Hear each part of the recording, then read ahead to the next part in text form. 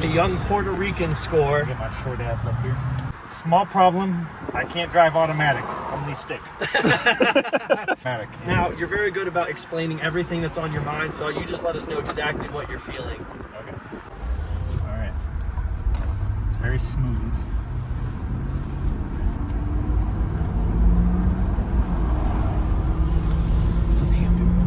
I feel like I'm driving an SUV. You got some sauce to it. It's a little wobbly. Not really wobbly, but it's different than driving a 2017. All of our cars are 10 years apart. I know. Oh shit! I didn't think about that. Very smooth. I don't know. I could definitely. I don't know. I almost feel like I would have been a little more comfortable in this on that 8-hour trip to get the 97 than I would have been in my own Tacoma. The seats are super comfy. Yeah. It's like super smooth. As much as I love being like, yeah, you got a bitch stick in your car? Yeah, I got a 6-speed manual. This is like nice to, like, you know, just sit back and relax. Damn, I could have been chilling if I had gotten an automatic. Like zero noise driving it. I feel like I have more noise driving my 2017 Tahoe. Well, what do you think, Alec? It's a very quick road test, but overall, yeah, like, it's got decent power. Just looking offhand, it does look fairly like luxury and modern for what it is. The display is super nice. I got a little... Alec obviously does not know what technology is. He said that display is super nice. Well, I mean, comparative to... I'm being relative here. I'm talking like for a 2007. Oh, we're good. You looking? He said the little yellow lines aren't there to show me where it's going. Kevin can't even get out of his store. Alright, we're gonna try that one. Oh, shit. I didn't even notice. Get out the driver's side. Oh, shit. I'm not used to shifting. The automatics are really hard. It's not really hard. This is fucked up. I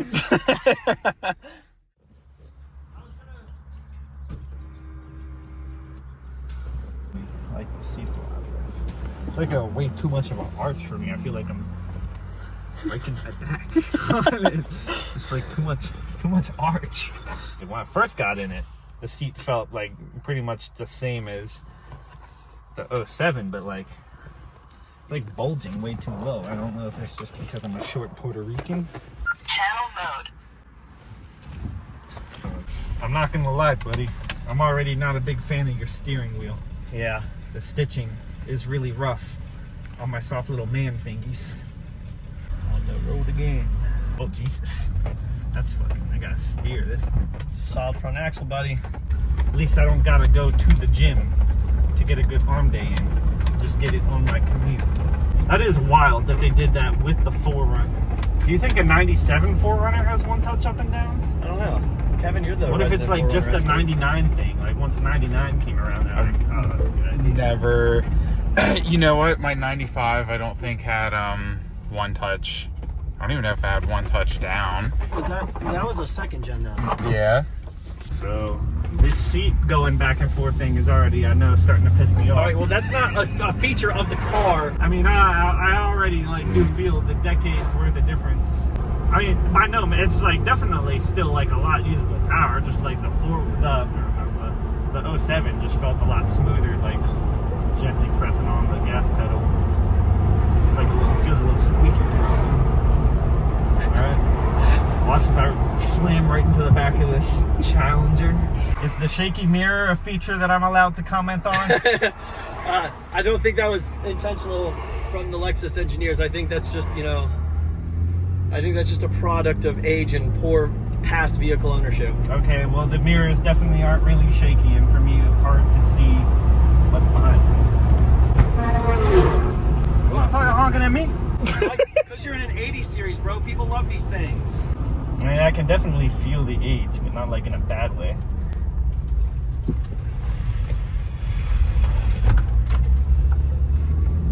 I mean, first impression, if I had to take one 8 hours on a road trip, it's definitely going to be the 07.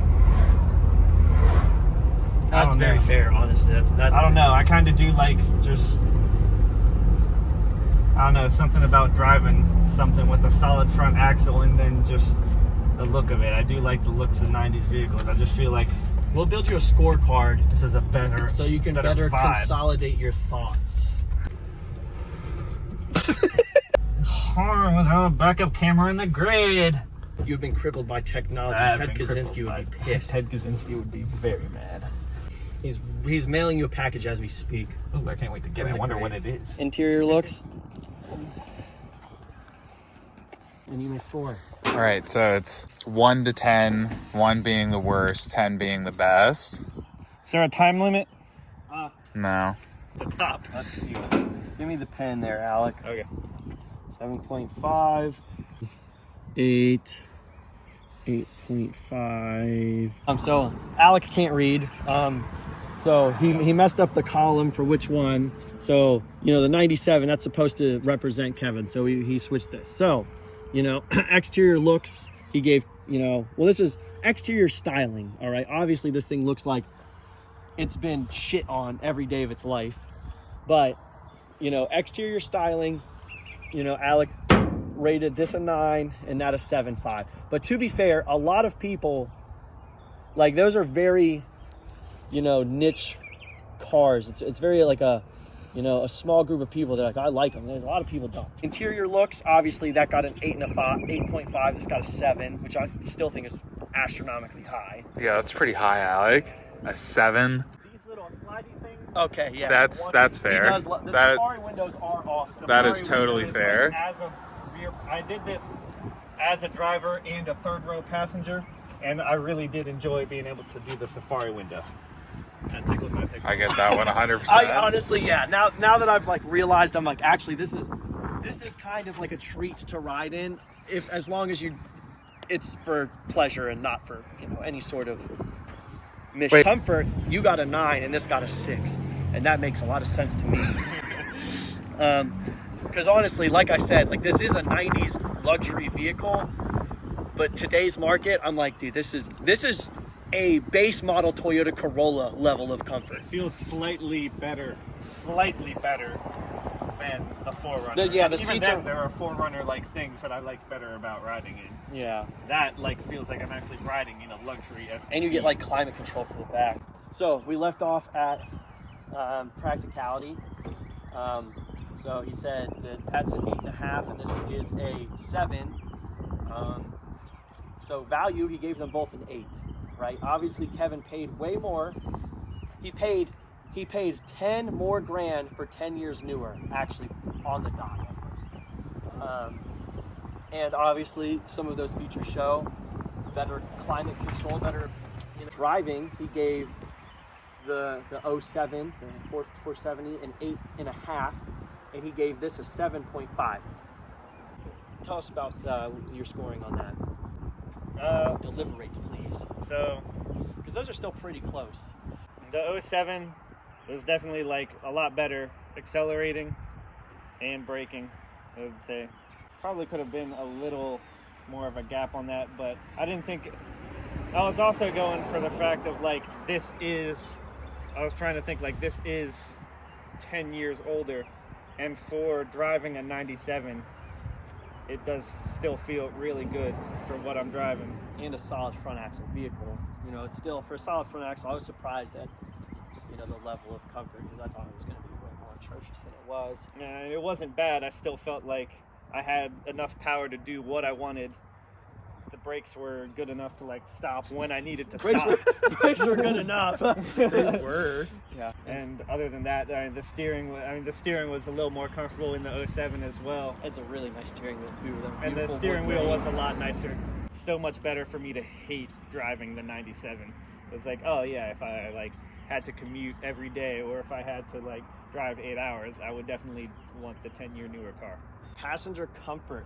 You gave that a 9 and this a 7. Yeah, basically, I really like the Safari windows. Those are like a super cool factor, but I really do like sitting in the 07. It's just so comfy.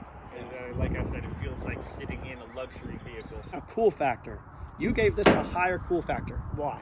I kind of do like the classics, and just looking at it, it kind of does look like it is made to be off-road a lot more than the 07, which I think is like cool factor in a vehicle for me largely amounts to, can I go anywhere or can I go fast? And this looks a lot like a little more, can I go anywhere? I also have to say, I cannot ever recall when I've seen one of these on the road in like the wild, like ever. These? You know? Yeah. Like, we saw like 2 of them, you know, on our way to get pizza on Sunday, you know, of the Same 470s. color and everything. Yeah, same exact, like, so, this is gonna stand out for sure. Every time I'll be watching YouTube videos, I'd be, you know, people are on the trail, like, that's an 80 series Land Cruiser, you know? So For me, what's kind of surprising is I probably see an equal number of these as I do to those. what, in Virginia? Mm-hmm. That's crazy. I see these quite often. Not like I see Tacomas. Yeah. But I see these a lot more than like we do up here. Off-road, I put impressions because obviously we haven't really taken these on trails. They didn't let me wheel. Yeah, we, you know, so like kind of just what you think you would like to take to the trail, I guess. I should have explained this before you started taking the test. I mean, for that, obviously, like, I really don't know much about cars, but just from here, I do know solid front axle. And then I did get to see both of these guys put it up on a little dirt mound. This did look like it had an easier time getting up. It flexed easier. On top of that, I don't know, just looking at him, this looks like it'd be a way better car to take up a trail. I feel like I'd be a little more scared to trail that thing. Oh yeah, for Just sure. because of like how much, You think I get the like impression that it's fragile. like how much nicer of a vehicle it looks like. Because this is nice too, but I should say how much more expensive of a vehicle that looks like. And then quality, you gave that an 8.5 and this a 7.5. Obviously, I understand your score at 8.5 on that because, you know, the materials feel nice. Why is this so high? And what I had in mind was what the manufacturer intended from the factory.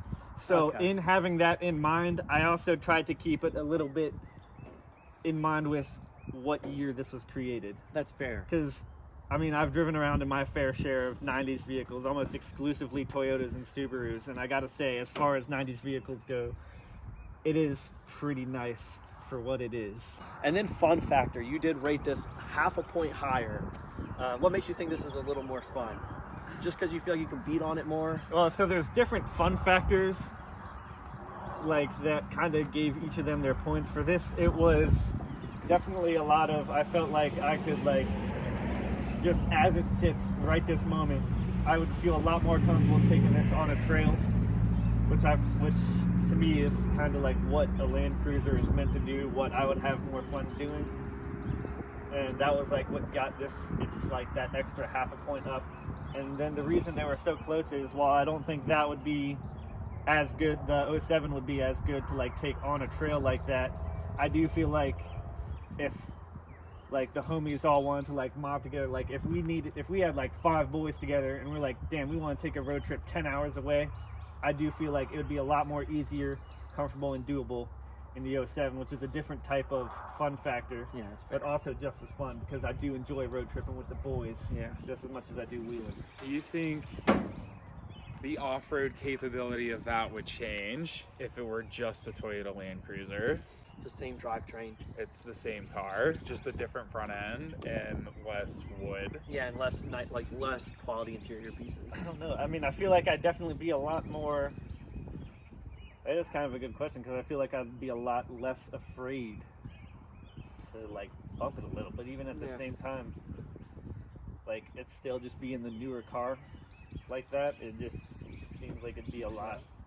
It'll be very interesting to, like, I'm super excited to you know, hit some trails. I really want to one day, like soon, hit those trails, or just something simple. Yeah. Like I don't want to thrash on these or take them through like heavy brush. We're I just want to see jumping how they like articulate a little bit. Yeah. Oh yeah, the Sleepy Creek trails. Maybe once I get some different tires on that. Oh yeah, you gotta do that. So total, he gave that ended up with a 99 out of 120, and this was a 93.5 out of 120. So still, you know, still pretty close. Actually, one of the most debated like Land Cruiser topics is people talking about 80 series and 100 series, because, you know, they're like, oh, the 100 series is more practical, you know, but the 80 series is more rugged and you know, more off-road centered. But like, if you're going to daily drive it, you should get a 100 series because you're going to be more comfortable. But I hate myself, so, you know, we'll see how this treats me as a daily after the 4Runner's gone. I have a 6.0. Obviously, I hate myself. So the score is pretty accurate. They're kind of two totally different cars. I know, it's crazy that like It's crazy that a year after this, that came out. This is the last year of the 450, and then 1998 LX470. We'll say if I did have unlimited dollars, because I know the 07 scored a little higher. If I had unlimited dollars, zero responsibility, and had to pick one that I could buy, put as much money into it, and build however I wanted, I would probably go with the 97. That does seem like the 07 does seem like a much more fiscally responsible vehicle. Wow, Kevin, that's the first time anybody's like... Yeah, I've owned 22 cars now, and that's the first time anyone's ever said that. I'm definitely not saying that he's a more fiscally responsible man, because that would be a lie. Well, there you go. That's the difference between the 470 and the 450 Alex review. Yeah.